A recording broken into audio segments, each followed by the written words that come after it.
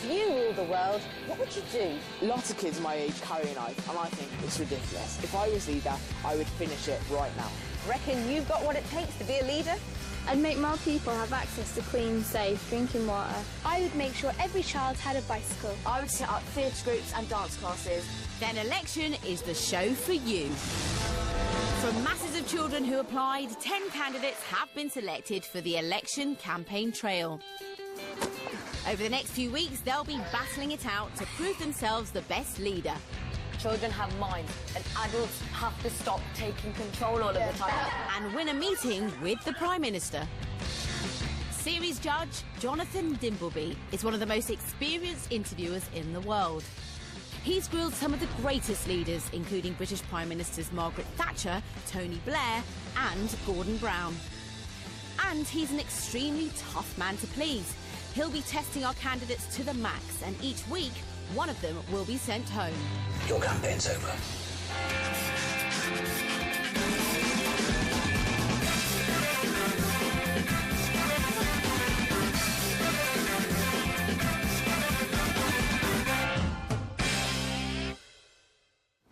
Our final 10 candidates are about to arrive here at the Election Leadership House. This £1 million pad will be their posh new home. I can't wait. First up is Ben, who was in the middle of a tennis match when I gave him the good news. Oh, Ben, my main man! Oh, my God. Next is Izzy from North Yorkshire. Congratulations, you have been selected for the Election Leadership House. Oh, wow, thank you. 14-year-old Quincy was stunned when he got through. Bethan's come all the way from Wales. And so has rugby-playing Tudor. Reem's from Manchester. And there were huge celebrations in St Albans when Jack got through. You have been selected for the Election Leadership House. Next, it's Hazel, who was lost for words. Slightly shocked there. Wow, that's so cool. And finally, there's Amadit from Staffordshire and Hannah from Eastbourne.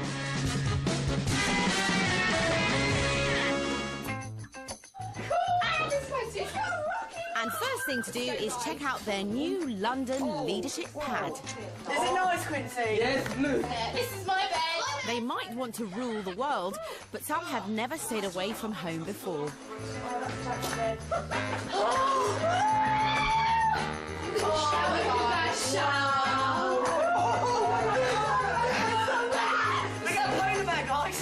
But this isn't just about having fun. From now on, their political skills will be tested to the max.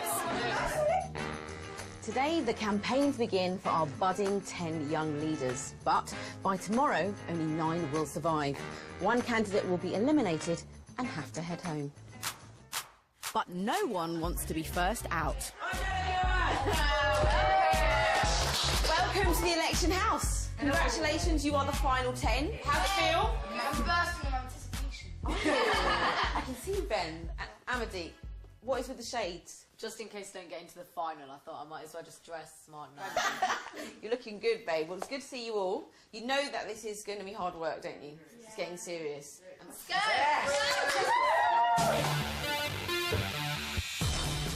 And hard work's what it will take to get to the final, where the 2 best candidates will battle it out in a kids' election held at the Houses of Parliament.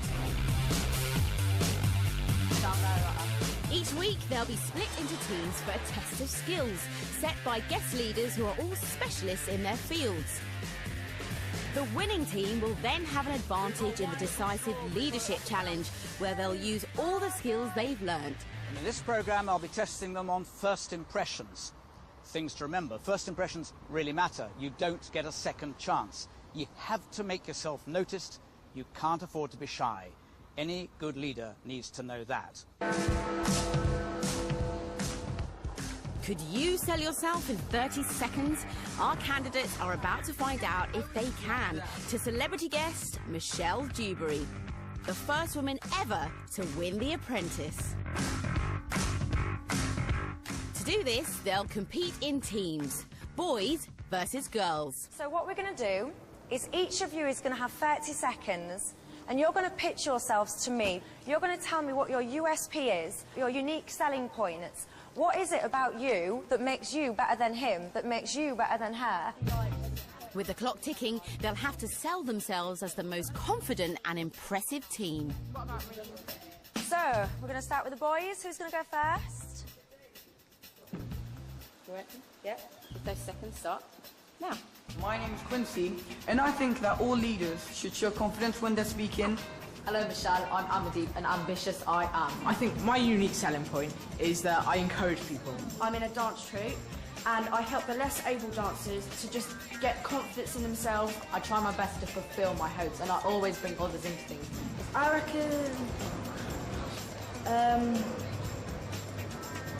Let's start again. Yeah, that's fine. I think my selling point is that I can... Your time's up then. Thank you. Well done. It was all going so well for the boys until Ben took the stand. Now, can the girls do any better? Your time starts now. It's about taking on board what other people are saying and using it in whatever task you are doing. I'm not afraid of my beliefs, and I think I can lead a group of people without being too overpowering or bossy. I'm not afraid to admit I'm wrong, and I don't mind if other people don't like my ideas. I think what makes me different is I'm very compassionate towards all people, and I'm always aware of people's needs and fulfillments. I like to concentrate on the task at hand, and I'm not afraid to admit when I'm wrong to make my idea better. Thank you. Thank you. But you've still got another 10 seconds. Your time stops now.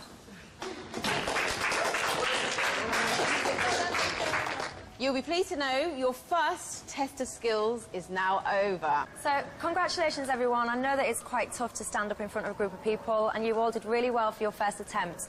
Ben, you, my friend, reminded me of me. The first time I ever stood up to speak to an audience, I hated it. What I'd say to you is, you lost it for the first 5 seconds. That's not a problem, it was your first time, but you still had 25 seconds left to do something with it. So if something goes wrong, and not just for Ben, for any one of you, if you're doing something and it starts off bad, it doesn't matter. You know, just keep your confidence. No matter what happens, you can always turn it around as long as you believe in yourself right until the end. So I do have to choose a winning team, and it is difficult because you all, you know, you did put your energy in, and I respect you all for that. However, the winning team is... the boys team. Despite Ben's nerves, the boys have triumphed in the first test of skills and will have an advantage in the leadership challenge.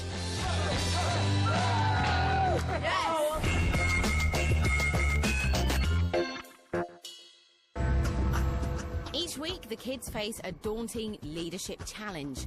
They've already tried selling themselves. Now they've got to sell an idea by holding a launch party. I think I need to give you a cause. Something you can get your teeth into, something you can believe, something you can sell. Is this? I stepped in one of those last night. The UK's 7 million dogs produce 1,000 tonnes of poo every day, the size of 50 aeroplanes. So the boys need to get dog owners scooping that poo. Girls, your cause is some chewing gum. 2/3 of our streets are littered with blobs of gum, which costs £150 million a year to clean up. So the girls are going to get that sorted. But you need some team leaders in your groups. For the girls, Izzy, you'll be the team leader, okay? Yeah. Right. And for the boys, it's going to be Amadee. Okay? So, you've got a lot of responsibility on your shoulders as team leaders. And you do realise that after the leadership challenge tomorrow, there'll be a winning team, and there'll also be someone who'll be eliminated and going home. So you really need to think about what you do and how you work together, and that's really, really important.